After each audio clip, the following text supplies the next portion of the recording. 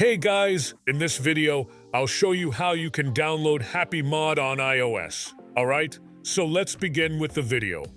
First of all, open the Settings app and then navigate to the General section. Inside it, access the Background App Refresh feature and make sure it is turned on.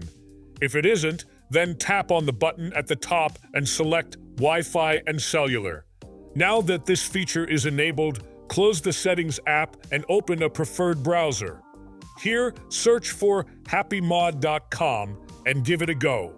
After that, you will be redirected to the official website, and all you need to do is tap on the download button. Then again tap on download and wait for it to complete. Once it completes, open the Settings app and access General tab again. Inside it, scroll down and select VPN and Management feature. Here, you will get a verification profile. Simply allow it and then tap on the Trust button to install it completely. So that's basically how you can download Happymod on iOS. So that's all for this video. Consider subscribing if you find it helpful, and I'll catch you in the next one. Thanks.